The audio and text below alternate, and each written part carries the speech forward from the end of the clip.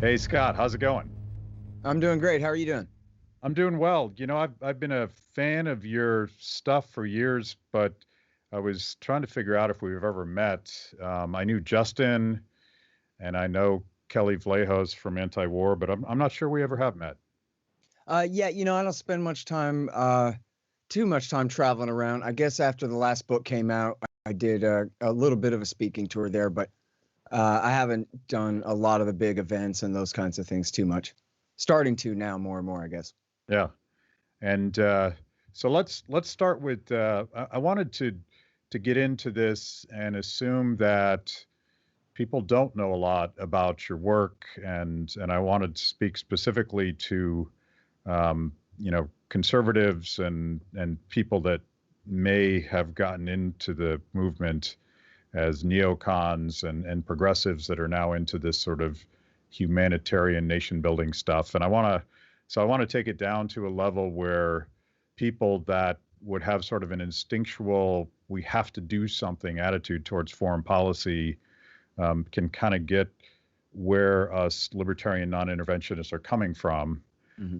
And I definitely want to talk about your new book, but maybe we could just talk a little bit about your work generally and what you do on the Scott Horton show and what you do at antiwar.com and give people a general overview of that stuff first.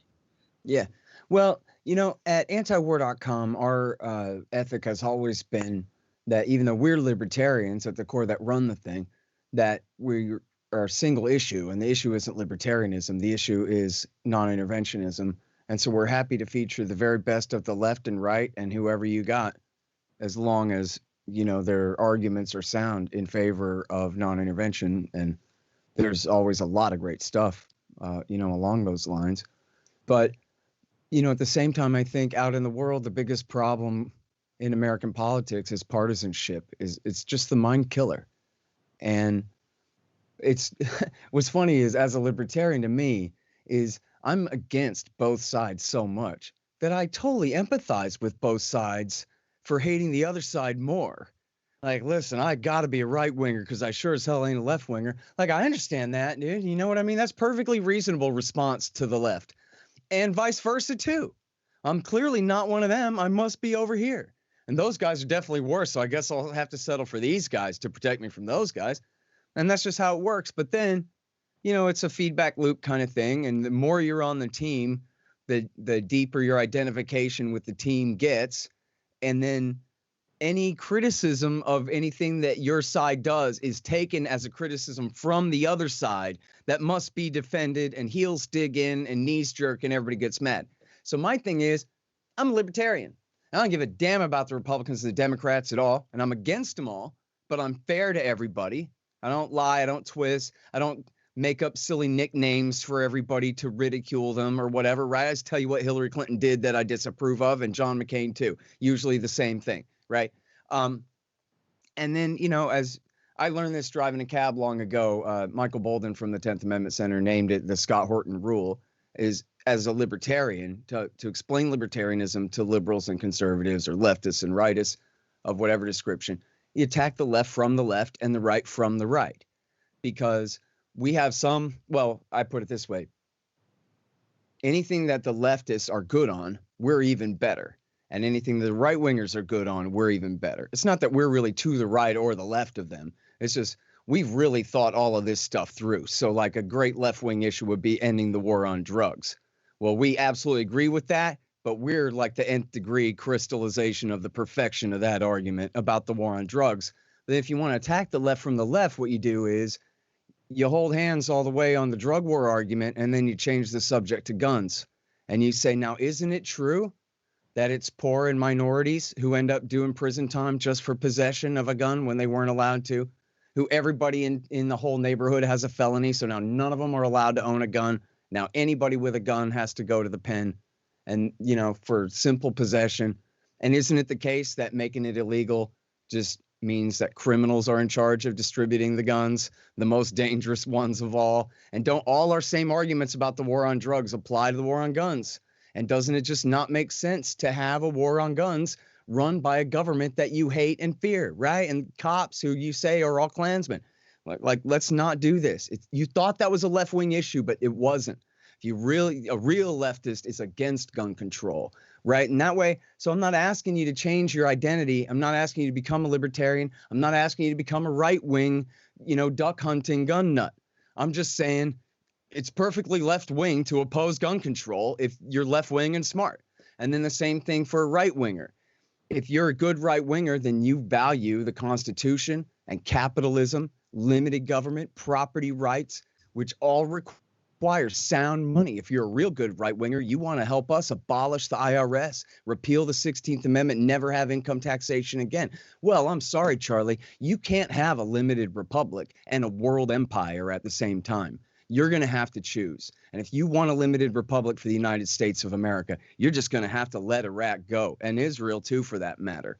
And because you can't have it both ways. And so what's more important to you? And by the way, the more the war state distorts our economic system and necessitates our funny money and the boom and bust cycle we suffer every 10 or 12 years when the economy collapses, the more the left half of American society, from your point of view, stage left, the more the left half of society moves toward Bernie Sanders and Karl Marx, right? And get further and further radicalized against what they call capitalism, when it's actually the distortions of our government in all of the means of production and, right down to the very money itself, the dollars we use themselves. So that's my thing. And, like when we're talking about the wars, if you lean a little bit right, then just pretend along with me. When I say Ronald Reagan, just pretend I said Jimmy Carter did 12 years. What difference does it make? And then after Carter came Bill Clinton.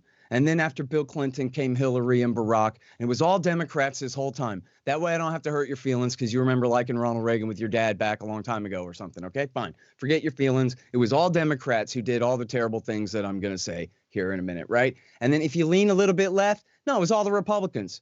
You know what? Forget Jimmy Carter starting all this stuff. It was Ronald Reagan, mean old Ronald Reagan, him and the Bushes. And then you know what? Bush did 8 years and then his son did 12 and then Trump. And it was all Republicans all along who did these horrible things. So now you don't have to be upset that I'm criticizing a president that you had some emotional connection to.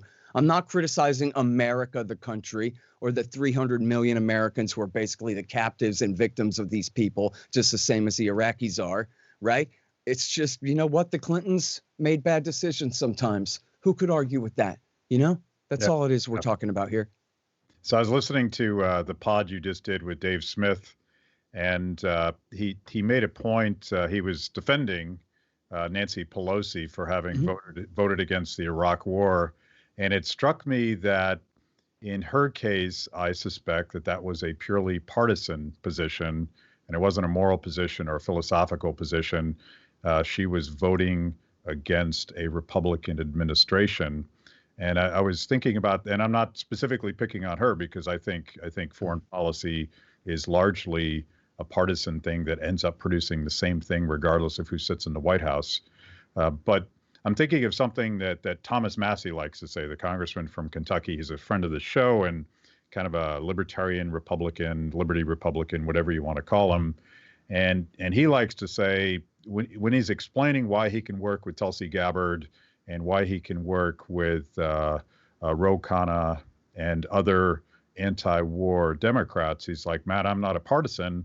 I'm an ideologue, and I can find common ground with Bernie Sanders on this one question of interventionism. I can find lots of ground with someone like Tulsi Gabbard, who's not a typical left progressive. She's more complex than that. And it struck me that this fight, not just on one issue, like you're describing on all of these issues, is probably between people that are working from a set of principles, no matter how, they might not be all the right principles from our perspective, versus those that just view this as a partisan war where defeating the other side, regardless of what your side is doing, is the end goal. Right. Yeah, that's exactly right. And so, in other words, there's the people who are in it for themselves, and then there's the rest of society. We're trying to save our society from these people who are completely destroying it, running it in the ground. And you're completely right, by the way, about Nancy Pelosi, that in 2002, the Democrats were in the minority in the House. So it was perfectly safe for her to vote against the thing and grandstand about it. Meanwhile, the Democrats were in the majority in the Senate, and led by Joe Biden and John Kerry and Hillary Clinton, they all voted for it and caused the war. And by the way, they could have stopped it. I mean, you play the counterfactual right there instead of being George W. Bush's handmaiden. If Joe Biden had any moral courage at all as the chair of the Foreign Relations Committee to say, this is crazy. There's no way we're doing this. You're wrong. And this isn't true. And that's not true. And here's my experts to debunk yours. As I say in the new book, all you had to do was call General Zinni, the previous commander of Central Command, to come in and say, none of this is true. I don't have a nuclear. Oh, yeah, no, they have a Manhattan Project in Iraq. We just don't know where it is. Yeah, okay. That's all he needed to do. And instead he, helped George Bush lies into the whole thing. But yeah, that's right. And then, both sides, I saw a great meme the other day that was the Ring of Power from the Lord of the Rings, that it's each party when they're out of power, destroy the ring, destroy it. And the other party, no. And then they switch back and forth, and things only get worse and worse and worse. And there's never, more libertarian or Republican than when they don't have any power. Boy, they'll tell you how anti-government they are and how pro-freedom they are and how pro-free market they are. And something's got to be done about this deficit, Matt. I'll tell you what, until the moment they have the power in their hands, and then they do everything they accuse the Democrats of doing and more. I mean, and it's no secret too. It's been libertarian economists have documented this for years, that the Republicans always vastly increase spending in the deficit far more than the Democrats dare to, and which has held true this whole century long. Yeah. Certainly the last, the first 2 years of the Trump administration, before all of these trillion-dollar emergencies, was the most expansive spending that I think I've seen in my lifetime. Yep. And I think Obama beat Bush, but only after Bush had left Clinton in the dust. And then Obama came in and did the big, $6 trillion stimulus thing, at the start of the crash there. But then after that, it was, I think, less and less. They still spend $1 trillion a year on the military, still $4 trillion a year instead of 6 or whatever, but still. Yeah, it's totally out of control. So let's, a previous book. So your new book, Enough Already, Time to End the War on Terrorism. And I want to spend a lot of time talking about that. But a previous book was a collection of your interviews with Ron Paul, called The Great Ron Paul. And it goes back to 2004. Was he kind of your gateway into this view, or were you already a libertarian when you met him? I was already a libertarian. By the time that I learned about Ron Paul, my big Ron Paul moment was 10 years before everybody else's with the big, Rudy Giuliani moment in the spring of 2007. Mine was in 1997. And I already knew about Harry Brown and had voted Harry Brown for president in 96. And, I was more interested in like New World Order conspiracy theory type stuff at the time, but I wasn't a right winger like all the Birchers and the militia guys and whatever. But I was more interested in that kind of stuff. And the libertarian movement didn't seem to talk about that kind of thing very much. So I wasn't as interested in that. But I was always a libertarian and not, conservative or anything like that. But then I saw, it's so funny. The first time I saw Ron Paul, I'll never forget, is, I'm almost certain it was the middle of the night, C-SPAN reruns. And it's Ron Paul speaking to an empty House of Representatives. And it's just him and the temporary Speaker of the House. And he's saying, Mr. Speaker, I have here in my hands these documents that I got. They're published by the British press today. And this shows the final evidence that George Bush, and this is 97, so George Bush meant senior, previous, right? That George Bush was selling weapons to Saddam Hussein right up into the invasion of Iraq, right up until the Iraqi invasion of Kuwait. And you know what? I just think this goes to show that we should not be doing this kind of thing. Now, I'm a Texan, and I know that George Bush is not really a Texan, but nominally he is, and senior we're talking about here. He's a huge force in the Republican Party in Texas at that time, of course, and all the powerful Houston oil men and corporate, chieftains and all these things. This is the whole crew. And then, so I'm watching this thing. I look at the bottom of the screen. It says R, Texas. And I'm like, you got to be kidding me. A Republican from Texas is accusing Bush Sr. of selling weapons to Saddam Hussein up until the eve of the invasion of Kuwait. Like, that's pretty bad, and that's pretty courageous of him.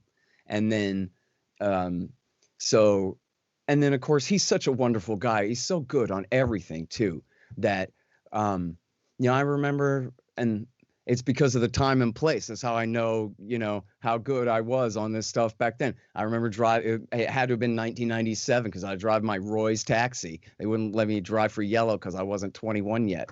So I'm driving for Roy's taxi and telling people in my cab that, like, no, see, the housing thing is a big bubble. It's all because of this money and all, fake funny money. Now, of course, I'm like 10 years ahead of the curve. So what I should have been telling everybody was get in on the bubble now instead of it's a big bubble, stay out of it. What the hell did I know? But I knew it was a big bubble because of Ron Paul. And I knew that after the crash happened in 99 and 2000 with the dot-coms and the NASDAQ and all of that, it was him that I was parroting, telling people in my cab that, don't worry, or don't make the mistake of thinking that real estate is fine. It's a bubble too. It's just that one hasn't popped yet and all this stuff. And I've learned from him. And then, of course, on foreign policy, every time the guy opened his mouth from 1997 through 1999, if he ever talked about the Middle East in any context, I mean, 9 out of 10 times at least, he would say, this policy makes us more vulnerable to terrorist attacks in the United States as we provoke enemies by doing what we're doing, occupying bases in Saudi to bomb Iraq. Mr. Speaker, if the Saudis are warning us this week that we're driving their crazies crazy, maybe we ought to get the hell out of there before something bad happens, don't you think? That's Ron Paul, 1997, 1998, 1999, when Bill Clinton was impeached. He goes, well, of course, I'm voting for the impeachment, but what I'm really mad is what he's doing right now with the Operation Desert Fox bombing campaign, December 98, which Clinton began, I love this, the day after the Judiciary Committee had voted the articles of impeachment for the full House to begin debating. Bill Clinton started a war against a little mini, 2-week air raid campaign against Iraq that he named after Erwin Rommel, for God's sake. Like, what in the world? How did that? Anyway. And Ron Paul's railing at the C-SPAN camera. I want him impeached for this. He doesn't have the right to bomb Iraq. Only Congress can declare war against a sovereign nation. And he's going to cause increased terrorism against the United States of America. So all he was right, and all I had to do was pay attention to obviously the sharpest guy on the Hill by far. Not just that I agree with in libertarian terms, but who has his premises correct about what's going on around here and what are the likely consequences in a way that nobody else would. And there were other rogues in the Congress, right? Jim Traficant or Dennis Kucinich or whatever. None of them had their act together like Ron Paul when it came to what we're really doing and what it really means and the risks we're really taking, all through in the lead up to September 11th. No question. So you're a Ron Paul kid before it was cool. Absolutely. And before this conversation, I was trying to dig up some I'm sure I'd be embarrassed by them today, but I wrote a bunch of pieces in 90, whatever it was, the invasion of Kuwait. I was probably the only, and at the time I had just moved I air my dirty laundry here. I just moved from the Republican National Committee to the U.S. Chamber of Commerce. And so I was writing these things without affiliation, and there really wasn't a place to publish anti-war stuff that I could find at the time, but it was all of my intellectual allies were sort of hippie anti-war protesters. And I went to the protests, and, there was Pat Buchanan, but I didn't really know that crowd. And Ron Paul was the only guy back then, but eventually he made skepticism of nation building and all that stuff more mainstream, but still well within the minority in both political parties. Yeah, that's true. I mean, there's a New York Times article about Robert Malley. He's the new, former Bill Clintonite who worked for Obama and then is now Joe Biden's special envoy to Iran. In the article in the New York Times, it's like out of the mouths of babes kind of thing. They're so cynical. They don't even realize how bad they sound to us sometimes kind of thing. And they say, well, Malley, they quote him, saying, we've gone here and here and here. We caused all this chaos. We tried it this way. We tried it this way. We tried it this way. It didn't work. I'm not really sure this is the right thing. I don't know. And then from there, they say, talk like that more and more really reflects the attitude of the American people, especially after the wars in Iraq and Afghanistan were total failures, and smaller interventions like Somalia and Libya. I'm like, hey, this is pretty good for the New York Times. Somalia and Libya also really didn't work out either. But it's that kind of talk that really earns Malley enemies in Washington, D.C. Oh, they hate it for this guy to admit that the last 20 years has been a disaster at their hands. And the knives are out for him, not because he's wrong, but because they're wrong. Simple as that. Yeah, And they so, can't have anyone sort of admit that, because then Yep. there would potentially be a reckoning, which is bipartisan. That's Both right. teams, you document this, and let's pivot to the book. And I want to start with a question, and this is a sort of a libertarian thing. It strikes me that anytime the political class declares a war on something, they create more of it. So we've declared a war on terrorism, and we can get into blowback and all that. We got more terrorism. We got more destability and all that stuff. The war on drugs creates more and more dangerous drugs and more death by drugs.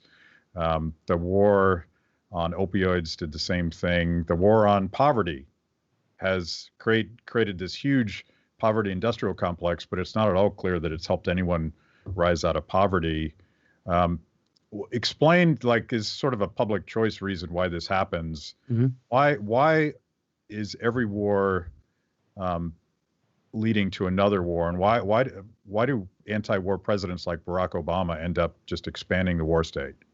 Yeah, no, so that's a great way to frame it. And I think that that's the correct context, is that the military is not the exception to the rule. The military also is a government program. In fact, it's the biggest government program. And so just like the DEA, or just like the Department of, Housing and Urban Development, or whatever, Great Society type agencies, they have a need to continue to exist. The last thing they want to do is put themselves out of business by solving a problem. They're in business. And in fact, their incentive is to, if the problem is solved even without them, then they'll come up with a new reason for the same thing they're already doing. And especially like in terms of military bases around the world. Well, the USSR is gone. So we don't need our secret outpost in Austria anymore, do we? Sure we do, because you know what? There could be a pipeline might come through here the wrong direction, or somebody might try to sell some drugs, or somebody's going to come up with a reason why we got to keep whichever secret base or open base, wherever it's hidden. And the military themselves, they call it a self-licking ice cream cone. The whole Pentagon, the whole project is a self-licking ice cream cone, which means a program in search of a reason to exist. And just like with the New York Times right there, sort of out of the mouths of babes thing, when they don't realize how corrupt this is, because it's just the system. It's how it is. This is the American way, that they'll admit, and I quote in the book, where they say, well, after the big drawdowns from Iraq and Afghanistan, we're looking for things to do. So we're going to Africa because we got to find ways to stay globally engaged, which is all just another way of saying we don't want to have to get jobs. There's no enemies out here to defend the American people from. Their lives and liberty are not in danger, so we can climb down off the wall. We can, close down our fire base and come home and spend this money on productive uses. Nah. What lieutenant colonel who wants to be a full-bird colonel is going to go along with a program like that? What two-star general who wants 3 is going to go along with a program like that? And what incentive does a congressman have, or a think tanker have, or an arms dealer have, or a media anchor head have to, come down on the good side of any of this? All of their incentives are to keep it all going at the expense of everyone else. Again, as the New York Times says, the American people don't want the wars or anything. But of course, the experts know that it's got to be this way. Yeah, well, I'm not so sure of that. And in fact, I'm a Jeffersonian in the sense that as long as we have this federal republic, the possibly not wisest, but still the best depository of the power is with the people. It's their sons who got to go get their legs blown off in this thing, not the people in the House and the Senate, not the people at the think tanks or, the neoconservative magazines. They don't do the fighting. So if the parents of the infantry are over it, then it sounds to me like those are your orders, General. Because this is this is America, the USA, where the people are in charge, and these people supposedly work for us rather than they're our warlords, they're our overlords, and we're their subjects. Or I know I'm being naive, but I'm just being facetious, really, because I do know better. Yeah, talk about this ecosystem, and it gets this. And let's talk to conservatives right now, because constitutional conservatives are rightly skeptical of, and now we call it the deep state, but just, government bureaucrats that can't be fired. Sure. And the inevitable, and, Ronald Reagan said something to the effect of that, there's no such thing as a temporary government program. Right. And it's sort of public choice 101. Once you create a program, you end up creating jobs, and you create an ecosystem where there's all sorts of corporate interests that help fight that particular war, whatever it is, and it creates an economy, and everybody's got to keep their jobs, and everybody's got to grow their income and all that sort of stuff. That same, and I would call it government failure, but that same government failure specifically applies, and most desperately perhaps applies to those functions that conservatives think are legitimate, like national defense. And it's a divide between the generals and the troops. It's a divide between Congress and the people. But that corporate aspect, the Lockheed Martins of the world, it strikes me that that's sort of the rocket fuel, no pun intended, that keeps the whole system rolling.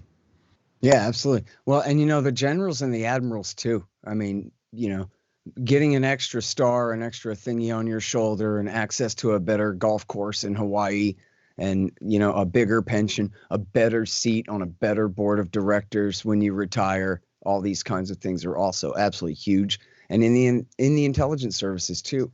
Like, so to go back about, conservatives are ready to hear this about the deep state a little bit. Well, why is that? It's because the FBI Counterintelligence Division and the CIA framed our most recent president for high treason with the Kremlin, of all things. And they just framed him. They falsely accused him. They set up his people and trapped his people into perjury traps and all these things. They leaked 100 fake stories to the media throughout. And for 3 years, they pretended that the president of the United States, starting with the major party already nominated candidate for president of the United States, who they framed, then the president-elect, then the president himself, for 3 years through, continued to insist to the American people that it was true that this guy was a traitor. And who was it that set him up? The FBI Counterintelligence Division and the CIA were the ones who did all the lying. So you talk about unaccountable bureaucrats who can't be fired. This is the Gestapo. This is the secret police. Now, look, if J. Edgar Hoover is doing something horrible and wrong when he uses COINTELPRO against poor black activists in Oakland, then what does it mean when the FBI does that to the president of the United States of America? Just an outright frame-up counterintelligence program hit job like what they did. Well, what got us to this? What got us this? Go back, rewind. Again, we don't even need to bring in the Democrats on this. It was Ike Eisenhower. And we all learned this. This is the acceptable conspiracy theory. It's a shade of a conspiracy theory you're allowed to believe in because Ike Eisenhower said it. He was a 5-star general. He was the commander of all Supreme Allied United Nations forces in Europe in World War II. And then he became the 8-year, 2-term president of the United States of America. And he was, famously said, God help the next president trying to control the U.S. Army and what these guys want to do. And he gave his Cross of Iron speech where he said, don't think this is all free. Every battleship we make is a couple of schools we didn't build. Every missile we put together is people going hungry. And don't think there's not a trade-off here. 5-star general, president of the United States talking like this, Republican saying this. And then on his last day in power, he said, you know what? Sorry to leave you guys in the lurch like this, but there is essentially a new combination of power that has defeated the U.S. Constitution, that has already subverted democracy, and it's too late for you to do anything about it. Good luck. And he called it was just the military-industrial complex. Famously, he wanted to add congressional, but people would thought that he thought, or his advisor, somebody said to him, that sounds like a little bit too much like you want a more supreme executive over the Congress, which isn't the argument, right? It's just the argument is that Congress is so corrupted by these arms dealers It doesn't cost much to run a congressional campaign. We're talking about, pennies on the dollar, not even. We're talking the slightest remainder on the checks they're cashing that they have to recycle into the system to put their congressmen back in power. And then nowadays things have gotten more sophisticated, of course, with all of the think tanks and all that. But, the Council on Foreign Relations was founded by the Morgan Group in the first place, and then was taken over by the Rockefellers. That was the first big think tank. And then from there, let 1,000 think tanks bloom, right? And, Andrew Coburn was so bright on this. I'm not sure if he's the first one to coin this or not. I think he is. He told me that, the best way really to understand the neoconservative movement is it's the nexus between the new right military industrial complex and the Israel lobby in Washington, D.C., because the bankers and the oil men already had the Council on Foreign Relations to come up with all of their policies, basically, the waspy wasp for like 80 years straight or something. But the military industrial complex guys who are from California and Washington State and Texas and all this, they like making weapons and they talk tough, but they need eggheads to come up with studies and policy papers and rationalizations for all the weapons that they're making. And the Israel lobby's full of eggheads. So they said, here's what we'll do. We'll just, merge our power together. And so if you look at, all of the worst of the neoconservative institutes, like the Washington Institute for Near East Policy, the Jewish Institute for National Security Affairs, or they changed it to For America now, but the Center for Security Policy, the American Enterprise Institute, obviously back then the Project for a New American Century and the Foreign Policy Initiative, the Foundation for Defense of Democracies. All these guys they're paid by Lockheed and Northrop Grumman. And it's all just a rationalization so that they can sell weapons to the U.S. military, to the American taxpayer captive market. And it's just a racket. It's as simple as that. It's almost too old to invoke now. It doesn't have the punch that it should. That it was Smedley Butler that said war is a racket. And he was, a 4-star general, most decorated officer of his era, U.S. Marine Corps general.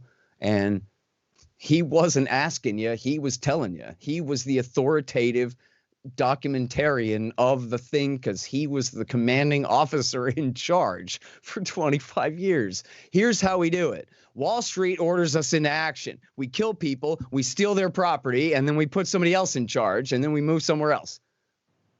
That's not defending the United States of America, and that was a long time ago. That's back before the World Wars, But or I guess he wrote that after World War I guess. So one thing that's always, I don't think there is a right or wrong answer to this question, but one thing I've always tried to figure out, I was not a Trump supporter, but clearly that military industrial complex you're describing here was expecting that Hillary Clinton would take office and would be sort of the status quo, keep the machine rolling forward. And so they panicked about Donald Trump, who actually ran mostly as an anti-war candidate. Did he believe that, or was that just the guy who's a marketing genius seeing where the American people are? Because he originally endorsed the war in Iraq, but by the time he was on stage with Jeb Bush, he was the strongest voice on that stage against it. Did he believe that stuff? Well, I mean, it's a little bit hard to parse. I mean, first of all, by the time he's denouncing Iraq War II, everybody knows we shouldn't have done Iraq War II. And in fact, the major event of the campaign season.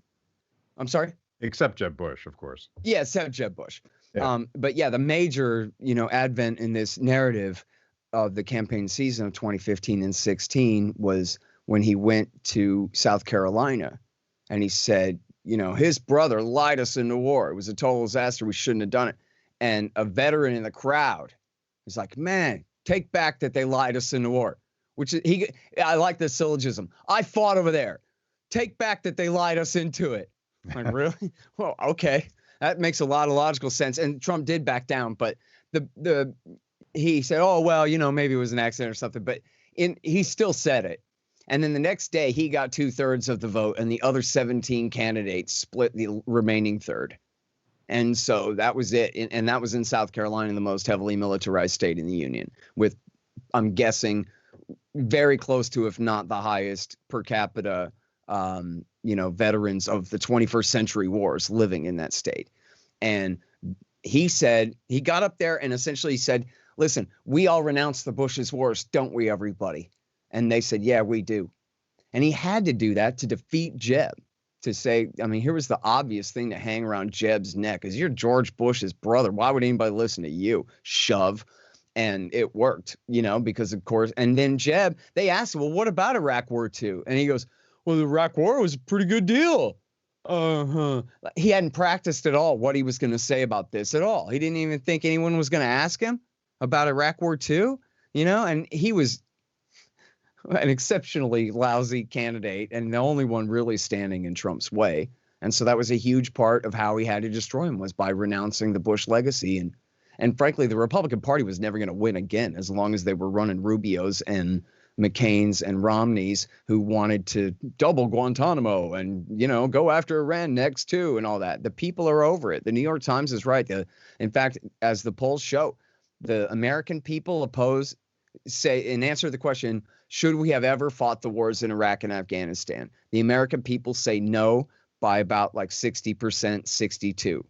The veterans of the Iraq and Afghan wars, they say no at like 65, 67%, ahead of the curve of the rest of the American people. So talk about thank you for your service. I respect you for your sacrifice. Well, they want to end the war. So how about that? And that's them speaking for themselves too. I'm just reading the results. Yeah. And veterans were a disproportionate part of the Ron Paul movement because they actually understood in a very visceral way the cost of these social experiments. And in fact, in 2012, I'm not sure if this is true for 2008, but in 2012, Ron Paul raised more money from active duty and military veterans than all the other candidates in the race combined, including Barack Obama on the other side.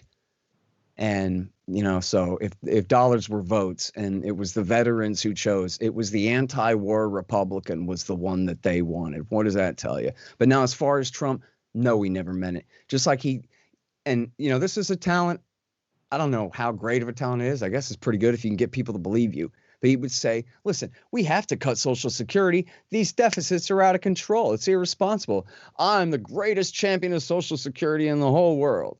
Oh, I'm anti-war. These wars are terrible. You killed all these people and wasted all this money. We didn't even get anything out of it. I'm going to kill them all. I'm going to kill their families. I'm going to torture them. I don't even care if we get good intelligence. They deserve to be tortured anyway. We're going to wage a war of annihilation. So if you're like a Republican and you lean a little Jeffersonian and Ron Paulian, then he's got something for you. You lean a little Jacksonian and a little macho tough guy, Southerner, boy, he's got some of that for you too.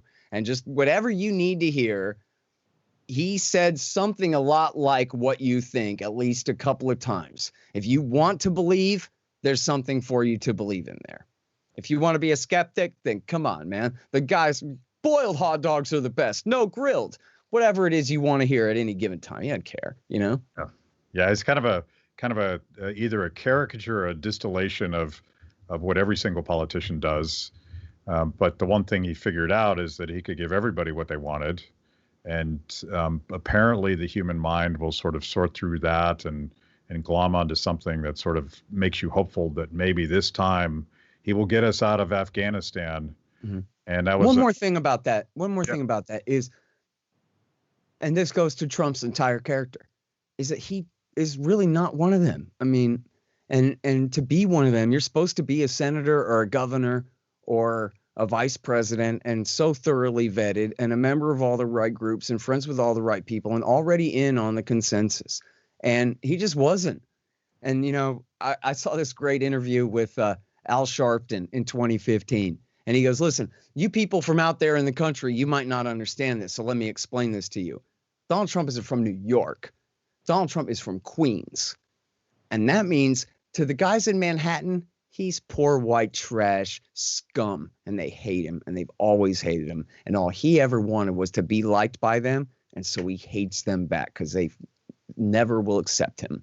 And so, he's a real estate tycoon, right? He's not really born rich in a way. I mean, his father had made some money and whatever, but he was not like the son of famous very like skull and bones wealth from the late 19th century or whatever. And he is so very uncouth and narcissistic and whatever. So he made his fortune mostly on TV rather even than in buying and selling buildings, or much of it. And so when he got to DC, it was like if they were telling you, we need you to believe in America's mystical destiny to lead mankind. Can you do that for us?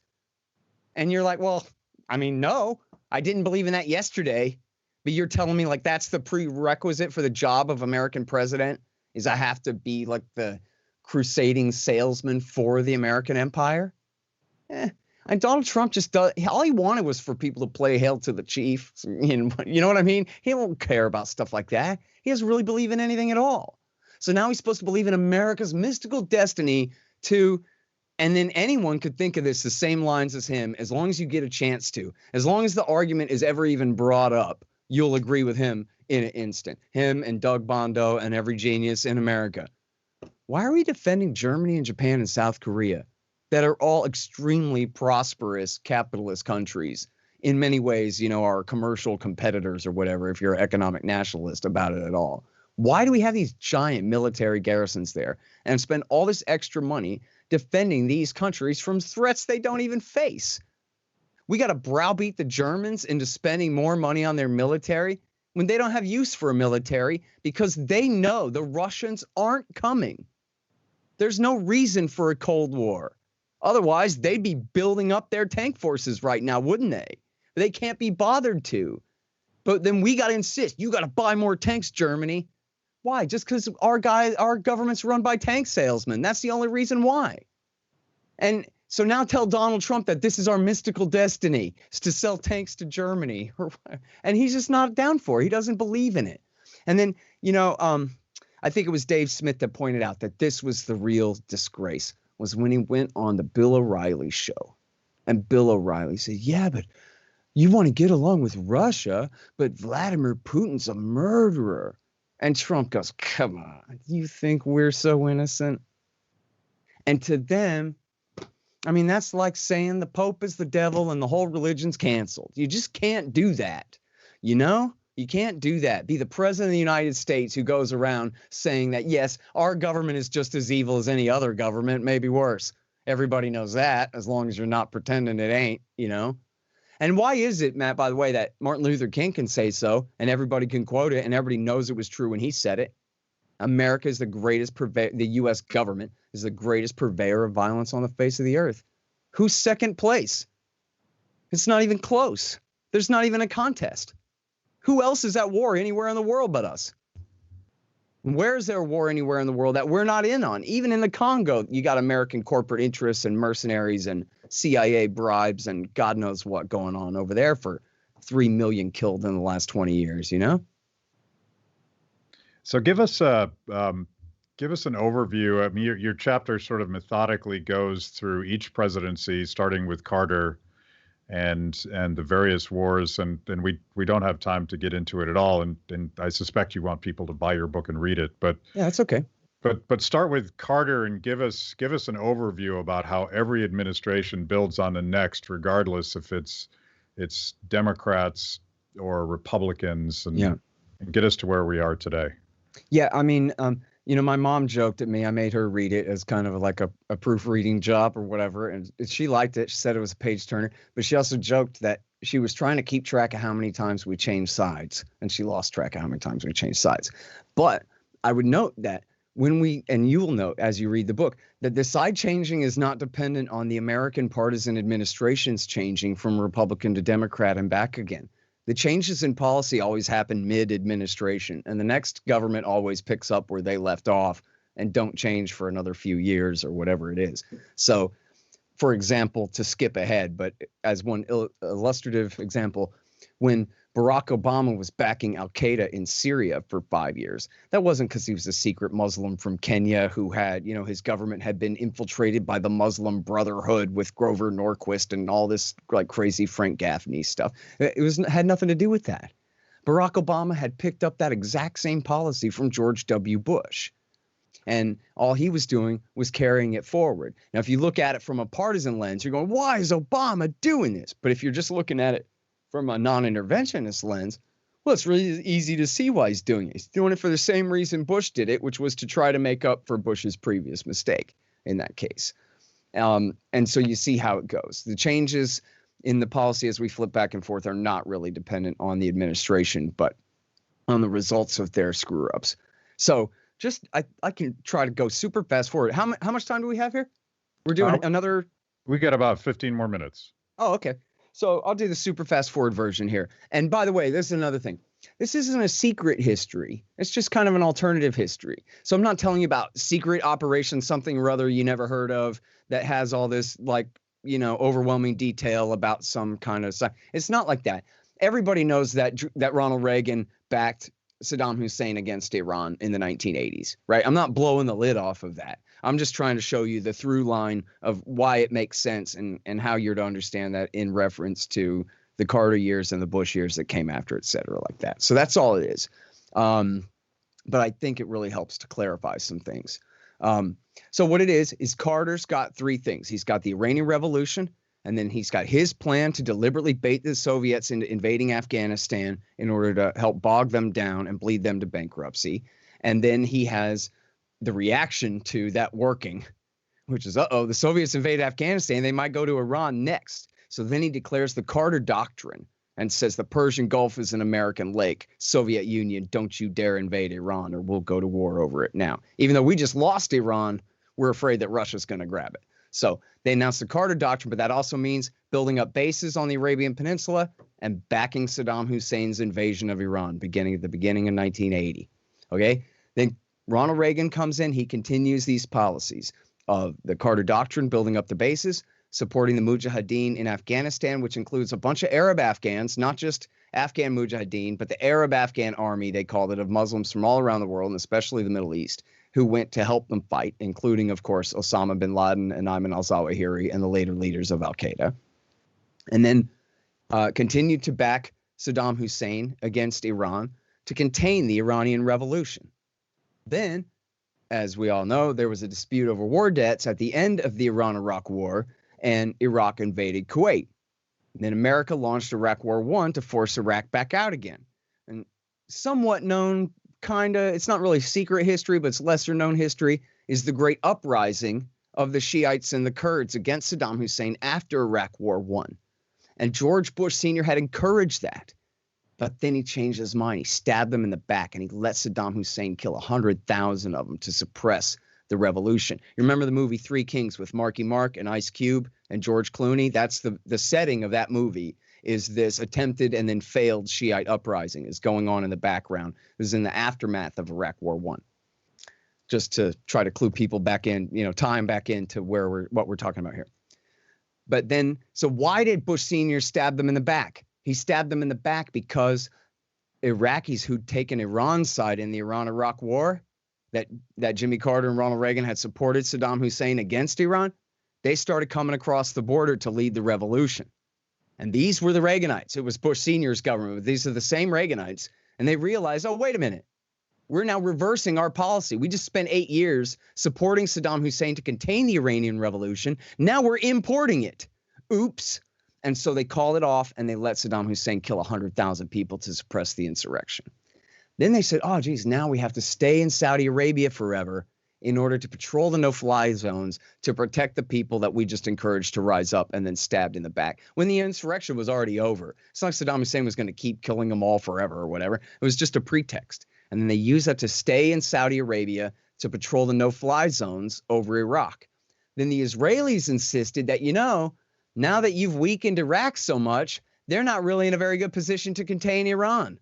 So now we insist, America, you have to stay in Saudi and launch this policy of dual containment, the architect of which in the Clinton administration was Martin Indyk, who had previously been an employee of Yitzhak Shamir, the prime minister of Israel, who said, now we have to do this dual containment to contain Iraq and Iran both from Saudi Arabia. And this is what turned Osama bin Laden and the heroic Arab Afghan Mujahideen freedom fighters of the Afghan war in the 80s into the anti-American terrorists that they became. It It was because bin Laden was incensed. The American forces were stationed in Saudi Arabia, supporting all the dictatorships in the region, suppressing the price of oil to subsidize our economy at their expense, and supporting Israel in their merciless oppression of the Palestinians and the Lebanese. And it was just as simple as that. They never once said that we're mad at you because of freedom. I mean, think about that. You know what really makes bin Laden mad is that in America, they have freedom of religion to such an extent that in a nation of 300 million people, they tolerate 3 million Muslims living among them in peace with zero pogroms against them ever. Unless you count John Ashcroft right after September 11th, rounding up some people, but that wasn't really us, was it? But in America, where it's a supermajority Christian population, within Jews and Buddhists and people of all different descriptions, and Muslims are just one of many religious minorities in our country and are not oppressed as Muslims as such at all. Ooh, that makes bin Laden mad, how free Muslims are in America. Oh, freedom. How angry, that must drive a terrorist. Of course, that wasn't what it was. It was American foreign policy in the Middle East. And just as Ron Paul warned all through the 1980s, we're putting American civilians at risk with these policies. And just as he put it to Rudy Giuliani in 2007, if we think we can go around the world and doing what we want without facing the repercussions from that we do that, and he's speaking we as the government, as a member of the House of Representatives, that we do that at our own peril, at the American people's peril, because that's not true. People will fight back, and that's just the fact. So now here's the thing. They weren't just mad and wanted to crash into some things and kill some people because they did it because they were trying to provoke an overreaction. It wasn't just revenge. It was a deliberate strategy to turn America stupid and to exploit, essentially, our party in power's cynical, obviously, knee-jerk response to take full advantage of a terrorist attack against this country to go ahead and launch bonus wars if they could. We're not just going to Afghanistan. We're going to Somalia immediately, and we're going to Iraq in 2 years. And as George Bush said, oh, you know what? There's al-Qaeda terrorists in 60 countries. There's no limit to this thing. Meanwhile, the truth was there were 400 al-Qaeda guys hiding in Afghanistan. This was not a mass movement. This was a small kind of special forces cadre that was being put together to essentially figure out how to get America to do all their dirty work for them. I tell the story in the book of John Miller, who was the ABC News reporter who had interviewed bin Laden. He later became an FBI agent. And he interviewed bin Laden in 1998. And bin Laden said, look, I declare war against you and the Jews and the Europeans and everybody, and I'm coming for you. What are you going to do about that? And John Miller, he later told Peter Bergen that internally he was chuckling and scoffing to himself that, yeah, you and what army, pal? You and your 400 friends hiding in exile, freezing in exile on the border between Afghanistan and Pakistan in the Nangarhar, White Mountains. You're going to take on the American superpower, huh? Give me a break. What am I even doing here? This is stupid, right? But the whole thing was all you needed was 20 guys to crash 4 planes and get America to do all the rest of it for him. As his son told Rolling Stone magazine, his non-terrorist son, Omar, not Hamza, the bad guy, his non-terrorist son, Omar, told Rolling Stone in 2010, my father was rooting for George W. Bush in the year 2000. He thought, this is a guy who will attack and break the bank and break the country. So he didn't say, oh, no, tough guy, cowboy, fake macho Texan going to come and get me. We better not make him angry. He thought, oh, good, the perfect mark, this fake macho tough guy, never been a fist fight in his life from Texas is going to, with all of his corporate connections or whatever. This is a guy who will exploit the crisis. I'm going to hand him on a silver platter for the exact same reason that Zbigniew Brzezinski proposed to Jimmy Carter in 1979 that America should back the Mujahideen against the Soviet-backed government in Kabul to provoke the Russians into invading Afghanistan, to bog them down, to give them their own Vietnam, as Robert Gates, Zbigniew Brzezinski, and Walter Slocum all put it back at the time, when they were launching this program. And all bin Laden did was say, I'm going to do that to you too. The same thing again and in the same place, and you're going to fall for it. And then so what was Bush going to do? this is all my dad's fault. Everybody knows that. This is all because of my new stepbrother, Bill Clinton, who, of course, Bush Sr. famously adopted as a stepson, basically right after losing to him. Within a year, they're like golfing together and the best of friends and all this stuff. And, oh, yeah, no, you know what it is? They hate us for our innocence. The better we are, the more they hate us. And so there's no one to negotiate with because there's no reason here. And there's, nothing to do except to declare war against not even Al-Qaeda, not even terrorism, but terror. Your presumed reaction to terrorism. We got to wipe that off the face of the earth, terror. And so blank check, beyond, 1,000 Gulf of Tonkins passed at once for Bush to do whatever he wanted. And that's what he did. And then, so here's the thing. I'm going on too long about this, but we've been in Afghanistan for 20 years. That's all he ever wanted. Okay. But then Michael Scheuer, who's now crazy, but used to say important things about this back in the Bush years, said that when Bush went to Iraq, this is the former chief of the CIA's bin Laden unit, said when Bush went to Iraq, this was the hoped for but unexpected gift to bin Laden. Now you're moving the whole fight 1,000 miles west into Mesopotamia, and you're getting rid of the French beret wearing socialist infidel with the clean shaven chin, Saddam Hussein, who only worshipped himself, and turning a secular society into a sectarian hellscape, and which is all furthers bin Laden's goals of destabilizing the region, radicalizing everybody's politics and religious beliefs and every other thing. Well, if that's true, and it is obviously, then what do you say about knocking off Muammar Gaddafi in favor of the Libyan Islamic Fighting Group and Al-Qaeda in the Islamic Maghreb, or waging a half a regime change against Bashar al-Assad in favor of Al-Qaeda in Iraq, in Syria, that killed 500,000 people and led to the rise of the Islamic State and then Iraq War III to destroy it again? I mean, this is Osama bin Laden DMT trip come true, beyond the wildest dreams of Al-Qaeda winning every lottery in the world at the same damn time. And at last count, there's something like 40,000 hardcore real bin Ladenite fighters in the world, where we started with 400 20 years ago. And this is all just because of Bush and Obama. You remember, Matt, in the Bush years, Glenn Beck and all the hawks would say, oh, it's the Islamo-fascist caliphate, right? Remember Frank Gaffney? Oh, the Islamo-fascist caliphate. But then you spin a globe around and you go, well, where is it? Right? It's like the lost continent of Atlantis out, floating in the middle of the ocean or in the sky somewhere or something. There are nation states in the way of your caliphate. They're ruled by political parties. They have sovereign borders. Where's the caliphate? Well, George W. Bush gave them Western Iraq, and Barack Obama gave them Eastern Syria, and they literally turned it into a bin Ladenite caliphate, where that guy Abu Bakr al-Baghdadi up there on the balcony declaring himself the caliph was no different than bin Laden. That might as well have been bin Laden's nephew up there. Same difference. Up there declaring himself the Caliph Ibrahim in the name of God and ruling for 3 years. It was the USA that did all of that. Simple as that. So can you put a number on the war on terror? Like, how much have we spent since Carter? And I realize it's trillions, but give people a sense for how this is bankrupting our country.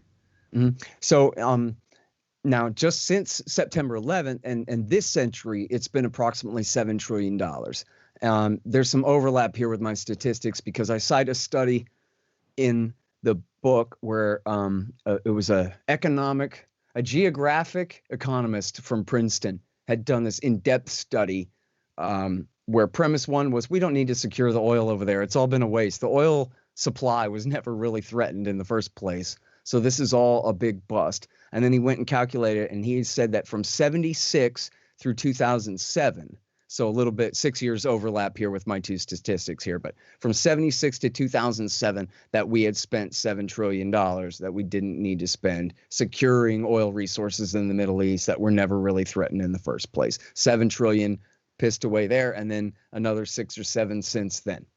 And so sounds about right to me. Trillion here, trillion there. It's today. We won't run this show for a couple days, but today happens to be President's Day, and I'm thinking about George Washington warning us in our farewell address. He famously, and libertarians love to quote this all the time, warned us against entangling alliances. And the way I think about foreign policy is not so dissimilar from that, because they had a very practical argument, which is entangling alliances will cost too much, and we're young and we're poor and we can't afford to do that. So he worried about the national debt, it's kind of a public choice argument. But he also basically said, we don't know enough. And thinking about the unintended consequences of regime change, things always get worse. You take out a bad guy and a more bad guy takes over. Is that a mistake, or is it by design?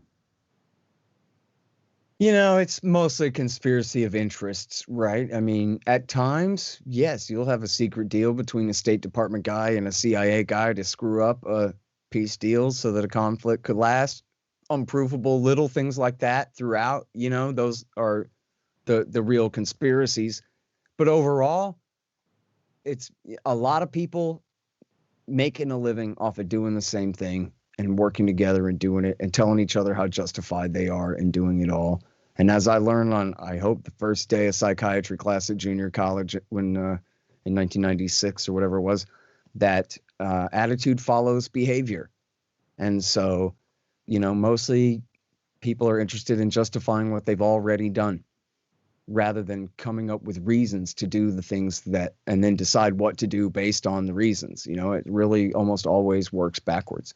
And so you got a lot of people who are extremely vested in saying that, listen, the reason I'm a warrior is because I have to be. And the reason I sell these missiles to the government is because they have to buy them. And the reason I buy these missiles from that company is because, boy, we sure need them. Otherwise, what would we even be doing here, And It is all justified. Also, part of it is because it's a democracy. We all learn in social studies in elementary school that the grown-ups talk about how things should be and figure out like what the truth is and what we should do. And then they vote for the very best people in their communities to make the decisions. And then those people make the best decisions that they can make. And so history has to be the way it is. Otherwise, it wouldn't have been this way. And so there's such a strong built-in legitimacy to all of this, where on the other hand, I think this is why people always use that red pill, it'd be better if I could speak English, that red pill, blue pill analogy kind of thing, though, too, is that you could just snap out of it and stop believing in this stuff and realize it's actually kind of stupid. Yeah. I mean, that was what Ron Paul did that was so important in 07 and 08, right? Was he said, listen, he didn't ever say this, but it was implicit in his whole presentation was, you may have been under the impression that you have to be a hippie to be anti-war, that you have to wear, Janis Joplin glasses and pal around with Jane Fonda and Michael Moore, or, some horror show like him. No, not at all. Look at me. I stepped right out of the George W. Bush cloning machine, right? Southern German stock Methodist, Texas Republican congressman. And looks just like Bush from like 2,000 yards away or 200 yards away. I mean, you know what I mean? He's essentially the same cookie cutter of the identity and saying, oh, yeah, no, you don't have to believe in this crap. In fact, you'd be a fool to. This isn't right. This isn't right at all. And people were like relieved. Oh, that's all it is. They just needed to hear it from somebody that they could respect. That, oh, yeah, were you feeling peer pressure? Did you feel like only hippies were against this stuff? And as long as you're not a hippie, you got to be for it? Well, that just ain't so. And millions of people took them up on it in an instant. Simple as that. You know what? I didn't really believe George Bush. I just didn't have anybody better to tell me better. But now I do, Yeah. And it's like the Ron Paul revolution, which was, in a sense, very lonely, certainly inside Washington, D.C. I see a growing voice in both parties, but more importantly, outside the party, that are looking at this as us versus them in terms of the Washington machine versus the rest of us. And I particularly enjoy the way that Tulsi Gabbard frames this stuff. And she's hardly a libertarian. And the only solution, we could end this show on a very dark note, but I'm going to try to bring it around to something positive. I think a lot of the partisan clash and the red pilling and all that stuff, I think it's an opportunity because people have the means to figure this stuff out for themselves. And your book is a nice distillation of a lot of stuff that can get pretty confusing. There's so many facts in these stories. I really wanted to bring that to people because you have to understand what's going on in order to push back. And I'm still romantic enough to believe that public opinion and informed people are really the only solution to this problem. I don't think the machine's going to reform itself. I don't think that Tulsi Gabbard was pretty much pushed out of the Democratic Party. Ron Paul was completely disenfranchised at the 2012 convention, and it just goes on and on like that. It's got to be outside. It's got to be upstream of politics, I think. And I'm hopeful because I have to be, because this is unsustainable. Yeah, no, I totally agree with you. And you know what? Look, on foreign policy especially, there's real reason for optimism here. The people are with us. It's just not their priority right now. But as I said, we're talking super majorities of the American population are over it, and led by the troops. We got great groups of anti-war veterans now, like BringOurTroopsHome.us and Concerned Veterans of America, and of course, Veterans for Peace and all the guys on the left-leaning side too. And they just set such a great example. All we need is a little bit of prominent leadership, that can get TV time and that kind of thing to kind of galvanize the support. But, really the reason I wrote this book is I want to, Fool's Errand, my book about Afghanistan, it was a pretty big hit in the libertarian movement and I guess, somewhat in the anti-war movement. And that was nice. But with this book, I really want to get it out to the American people at large. Like I'm going to spend as much money as I can possibly spend on sending wholesale copies of this book for free to people who I think can help influence anything. Every AM host in America, any movie star or pop star who has important opinions at all other than just garbage, you know what I mean? Or just whatever I can do. I really want this out there because I want people to have this conversation that starts even, this is a marginal thing, but that's all I can do, right? But if I can, on the margin, I can have people talking about, there's this new book out that says that it doesn't have to be this way, and we could just quit this now and it'd be fine. That's all I want. I want people telling each other, there's this new book out that says we don't have to believe in this crap. It's just not true. Read it. It's easy. I really want it to be 150 pages, so there's no way you could refuse to read it, but it turned out to be 300 anyway, sorry. But it should be quick and easy. It's supposed to be a page turner. My last book had 1,300 citations in it. This has none. It's just whatever I could embed in the text. Otherwise, just trust me or don't. But I'm just telling you a story. You can Google every claim I make in there easy enough. But I wrote it to try to be as readable as possible, not just for you, but for your friend and your friend's Uncle Bob and the lady down at the Walgreens and everybody to understand this stuff, Yeah. And get over it. Yep. Enough already. Time to End the War on Terrorism by Scott Horton. Scott, where can people find you and the stuff that you're doing so that they can dig into this if they're interested? Okay, so that's a long answer coming up here. First of all, I'm the editorial director of antiwar.com, and I'm the director of the Libertarian Institute, which, by the way, our big fund drive kicked off today. That's me and the heroic and legendary Sheldon Richman, and also the rising libertarian firebrand Pete Quinones, and the great Kyle Anzalone, and a lot of other great writers and podcasters there, libertarianinstitute.org. Oh, and a bunch of great books. My 3 books, plus 2 of Sheldon's, and 1 of the great William Norman Grigg, his posthumous book, No Quarter, and more great books coming out this year, libertarianinstitute.org there. And then I've got 5,400 and something interviews for you going back to 2003 at scotthorton.org and at youtube.com/Scott Horton Show. And at the latter there, we have a brand new video series. It's a video adaptation of the new book, Enough Already. And it also has 14 chapters. And it's me going through all the wars from Jimmy Carter all the way through. And so far, we're up through chapter 9 out of 14 right now, which was Somalia is the last one. And so far, they seem to be getting a pretty good response. And so people can look at that, see what they think of it. There's a playlist there at youtube.com/Scott Horton Show. And then I'm on the radio in Los Angeles every Sunday morning on KPFK 90.7 FM in LA. And I think that's it.